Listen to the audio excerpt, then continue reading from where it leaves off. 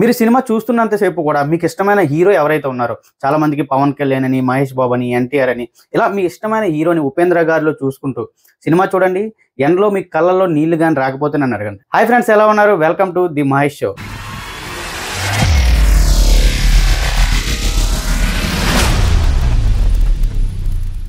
Just ఇప్పుడే రామ్ పోతినేని గారిది Andhra king తాలూకా movie అయితే చూసొచ్చా. ఇక సినిమా చూసాక ఎలా ఉంది అంటే, రామ్ పోతినేని హిట్ కొట్టాడు భయ్య. మామూలు హిట్ కాదు, ఒక మంచి సినిమాతో హిట్ అయితే కొట్టాడు. సినిమా నెక్స్ట్ లెవెల్లో ఉంది. ఈ సినిమా గురించి చాలా మాట్లాడుకుందాం. వీడియో ఎండ్ వరకు చూడండి. మనకు వాచ్ టైం అనేది చాలా తక్కువ వస్తుంది. వీడియో నచ్చితే లైక్ చేయండి. మీరు కనుక ఇంకా మన ఛానల్ సబ్స్క్రైబ్ చేసుకోకుండా చూస్తూ ఉంటే, మన ఛానల్లో ఉన్న కంటెంట్ని చూసి నచ్చితే సబ్స్క్రైబ్ అయితే కొట్టేయండి. ఫుల్ రివ్యూలోకి వెళ్ళిపోతాం. స్టోరీ లైన్ వచ్చేసి పశ్చిమ గోదావరి జిల్లాలో గోదావరి అవతల పక్క అంటే ఒక లంక ఉంటుంది. ఆ లంక పేరు వచ్చేసి గోడపల్లి లంక. ఆ లంకలో ఉన్న మన హీరో సాగర్, సూర్య అనే ఒక పెద్ద హీరోకి అభిమాని. ఎలాంటి అభిమాని అంటే వీరాభిమాని అనమాట. అంటే ఆ ఏరియాలోనే ఆ హీరో తాలూకా అసోసియేషన్కి ప్రెసిడెంట్గా ఉంటాడు. అంటే తనకి ఆ హీరో అంటే ఎందుకు అంత ఇష్టం, దానికి గల కారణాలు ఏంటి, అలాగే తన అభిమాన హీరో కోసం తను ఏం చేశాడు, ఆ విషయం తెలుసుకున్న హీరో అభిమాని కోసం ఏం చేశాడు అనేది సినిమా యొక్క మెయిన్ స్టోరీ. ఇక్కడ ఒక పాయింట్ చెప్పాలి. డైరెక్టర్ మహేష్ బాబు పి, అంటే మన పేరే. సో నాకైతే బాగా అనిపించింది. ఖచ్చితంగా చెప్పగలను, మన తెలుగు ఇండస్ట్రీకి ఇంకొక ప్రామిసింగ్ డైరెక్టర్ అయితే దొరికేశాడబ్బా. ఈయన తీసిన ప్రీవియస్ మూవీ అయినా మిస్టర్ పొలిశెట్టి మూవీ కూడా చాలా డీసెంట్ మూవీ. బట్ దాన్ని మించి ఉంది సినిమా. చాలా బాగా రాసుకున్నారు. చిన్న పాయింట్ని, అంటే ఒక హీరో అండ్ అభిమాని మధ్య ఉన్న బాండింగ్ని ఎంత బాగా ప్రాపర్గా డిజైన్ చేశారంటే నాకైతే చాలా బాగా అనిపించింది. చిన్న పాయింటే కానీ ఆ పాయింట్ చుట్టూ స్టోరీ రాసుకున్న విధానం కానివ్వండి, ముఖ్యంగా ఎండ్లో కలిపిన విధానం కానివ్వండి, ఒక హీరోకి ఒక అభిమాని ఎలా తయారవుతాడు అండ్ ఒక అభిమాని గురించి తెలిసాక ఆ హీరో ఎలా రియాక్ట్ అయ్యాడు అనేది చాలా బాగా చూపించారు. ఖచ్చితంగా అందరికీ మూవీ నచ్చుతుంది. నో డౌట్, ఎవరికి కూడా ఎలాంటి డౌట్ వద్దు. మీరు థియేటర్కి వెళ్ళి సినిమా అయితే చూసేయండి. కానీ ఒకటే గుర్తుపెట్టుకోండి, మీ అభిమాని హీరో ఎవరైతే ఉన్నారో ఉపేంద్ర గారి ప్లేస్లో ఆయన్ని ఊహించుకుని సినిమా చూడండి. మీకు క్లైమాక్స్లో కళ్ళలో నీళ్ళు రాకపోతే నన్ను అడగండి. ఇకపోతే యాక్టర్స్ పెర్ఫార్మెన్స్ గురించి చెప్పాలి. మామూలుగా మనకి రామ్ గారు అంటే ఏం గుర్తు వస్తుంది? అదిరిపోయే డ్యాన్సులు, ఎనర్జెటిక్ పెర్ఫార్మెన్స్. అంటే దానికి తోడు ప్రతి సినిమాలో రామ్ గారిని చాలా అందంగా చూపిస్తారు. ఓకే, అవన్నీ కూడా ఈ సినిమాలో ఉన్నాయి. ఇంకా బాగా అందంగా చూపించారు. ఆ హెయిర్ స్టైల్తో చాలా కొత్త ఫ్రెష్ లుక్లో ఉన్న రామ్ని అయితే చూస్తాం సినిమాలో. అండ్ డ్యాన్సులు బాగా చేశాడు అండ్ యాక్టింగ్ బాగా చేశాడు. తన టెంప్లెట్లోనే చేశాడు. ఎంత ప్రీవియస్ మూవీస్లో తను ఎలా చేస్తాడో సేమ్ అదే విధంగా చేశాడు.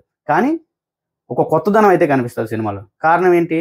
స్టోరీ. అండ్ స్టోరీని ఎంతవరకు పెట్టాలో అండ్ స్టోరీని ఏ విధంగా తీసుకెళ్లాలో ఆ విధంగా తీసుకెళ్లారు డైరెక్టర్. అంటే రామ్ గారు ప్రీవియస్ మూవీస్లో ఓవర్ హైప్డ్గా ఉంటాయి. అంటే అక్కడ తగ్గవలసిన సిచ్యువేషన్లో కూడా ఓవర్ హైప్ ఇచ్చి హీరోని ఎలివేషన్ చేసే విధంగా ఉంటాయి. బట్ ఈ సినిమాలో అలా కాదు.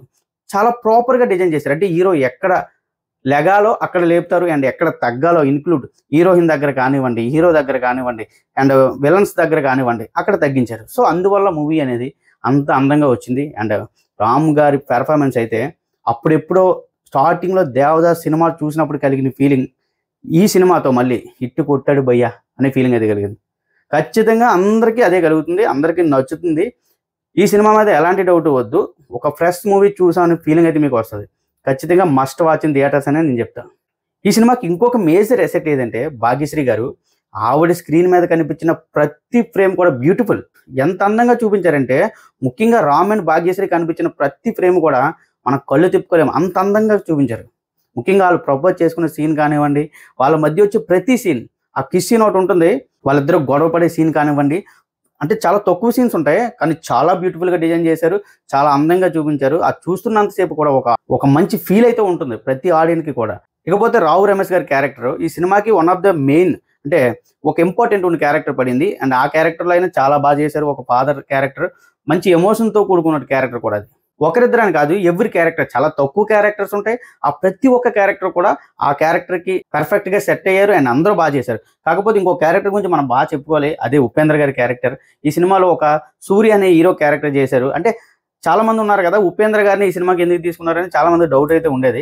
బట్ అలాంటి డౌట్ ఏమొద్దు, పర్ఫెక్ట్గా సెట్ అయ్యారు అండ్ ఆయనే కరెక్ట్. నాకు తెలిసి మన తెలుగు హీరోని పెడితే మ్యాక్సిమం చాలా మంది డిసప్పాయింట్ అయితే అవుతారు. బట్ ఆయన పెట్టడం వల్ల ఏంటంటే ఒక ఫ్రెష్ లుక్ వచ్చింది అండ్ ఆయన one of the best actor కాదనట్లేదు, పర్ఫెక్ట్గా సెట్ అయ్యారు ఈ స్టోరీకి అయితే మాత్రం. అంటే ఇద్దరు తెలుగు హీరోల మధ్యన అలా మనం చూపించడానికి అంతగా బాగోదు. సో ఆయన అయితే పర్ఫెక్ట్ చాయిస్ అని నాకైతే అనిపించింది. ఇకపోతే ఉపేంద్ర గారి యాక్టింగ్ చెప్పాలి సినిమాలో. ఆయన చాలా తక్కువ ఉంటారు. మూవీ స్టార్ట్ అవ్వడమే ఆయనతో స్టార్ట్ అవుతుంది అండ్ ఎండ్ ఆఫ్ ది కూడా ఆయన ఉంటారు. బట్ ఆయనకి చాలా తక్కువ సీన్స్ ఉంటాయి కానీ సినిమా అనేది తనతోనే మూవ్ అవుతుంది. అంటే సినిమా తన గురించి కాబట్టి, ఒక అభిమాని ఒక హీరో గురించి కాబట్టి సో తను ఉంటాడు కానీ తక్కువ సీన్స్ ఉంటాయి. అందులో కూడా చాలా మంచి పెర్ఫార్మెన్స్ అయితే ఇచ్చారు. ఆయన అయితే పర్ఫెక్ట్ చాయిస్ ఆ క్యారెక్టర్కి అయితే మాత్రం. ఇకపోతే ఈ సినిమాకి ఇంకొక మేజర్ ప్లస్ పాయింట్ వచ్చేసి బీజిఎం అండ్ సాంగ్స్. ఒక్క సాంగ్ కూడా డిసప్పాయింట్ అయితే చేయదు. స్టార్టింగ్లో హీరోకి పడే సాంగ్ కానివ్వండి, ఆ తర్వాత హీరోయిన్తో ఉన్న 2 సాంగ్లు కూడా ఆల్మోస్ట్ యూట్యూబ్లో ఆల్రెడీ హిట్ అయ్యాయి. ఇంకా సినిమాలో కనుక చూస్తే 2 కళ్ళు అయితే చాలా అంత బాగా డిజైన్ చేశారు. సాంగ్స్ వినడానికి కూడా చాలా బాగున్నాయి అండ్ సాంగ్స్ కొరియోగ్రఫీ కూడా బాగుంది, ఆ ఎడిటింగ్ కూడా బాగుంది, మ్యూజిక్ అండ్ బ్యాక్గ్రౌండ్ స్కోర్ కూడా చాలా బాగుంది. ఇకపోతే మనం మాట్లాడుకోవాల్సిన వ్యక్తి ఒకరు ఉన్నారు. ఆయనే డైరెక్టర్ మహేష్ బాబు పి. ఒక మంచి ప్రామిసింగ్ డైరెక్టర్ దొరికారు అబ్బా టాలీవుడ్కి. నాకు సినిమా చూసాక అలాగే అనిపించింది. నెక్స్ట్ టైం ఆయన నుంచి ఒక సినిమా రిలీజ్ అవుతుందంటే ఒక ఎక్స్పెక్టేషన్స్ అయితే ఉంటాయి. ఎందుకంటే ఆయన ఏదో అద్భుతమైన సినిమా తీశాడని కాదు, ఒక చిన్న పాయింట్ని పట్టుకొని దాని చుట్టూ ఒక కథ అల్లుకొని ఎంత బాగా తీశాడంటే ఒక్కసారి ఆంధ్ర కింగ్ తాలూకా మూవీకి వెళ్ళి చూడండి, మీకు అర్థమైపోతుంది. అంటే నాకు వీటన్నిటికన్నా బాగా నచ్చింది డైరెక్టర్ పనితనం అండ్ ఆర్ట్ డైరెక్టర్ ఎవరైతే ఉన్నారో ఆ గోదావరిని కానివ్వండి, అక్కడ ఉన్న ప్రాంతాన్ని కానివ్వండి, అది సెట్టో రీలో నాకు తెలియదు కానీ చాలా బాగా చూపించారు. చిన్న విఎఫ్ఎక్స్ అక్కడక్కడ కొంచెం బెటర్ చేసి ఉంటే బాగుందని ఫీలింగ్ కలిగింది కానీ ఆ లంకలో ఉన్న లొకేషన్స్ కానివ్వండి, ఒక విలేజ్ని క్రియేట్ చేసి అక్కడ వరదలు వచ్చినట్టు చూపించి అండ్ అలాగే ఆఖరిలో గోదావరి మీద ఉపేంద్ర గారు వెళ్ళే సీన్ ఒకటి ఉంటుంది. అక్కడ వాటర్ ఫ్లోని కానీ అవన్నీ కూడా చాలా బాగా చూపించారు, చాలా బాగా డిజైన్ చేశారు. ఖచ్చితంగా ఎవ్రీవన్ ఎలాంటి డౌట్ వద్దు, అందరూ సినిమాని థియేటర్లో చూడండి, అందరికీ నచ్చుతుంది. మూవీ అయితే చాలా బాగుంది అని నాకైతే అనిపించింది. మీలో ఎవరైనా సినిమా చూసుంటే మీ ఒపీనియన్ని ఖచ్చితంగా కామెంట్లో అయితే చెప్పండి. నా తరపున ఒక రిక్వెస్ట్, మీరు గనక ఇంకా మన ఛానల్ సబ్స్క్రైబ్ చేసుకోకుండా చూస్తూ ఉంటే ఛానల్లో ఉన్న కంటెంట్ని చూడండి, నచ్చితే సబ్స్క్రైబ్ అయితే చేయండి. Thank you guys, thanks for watching. This is Mahesh signing off. జై హింద్.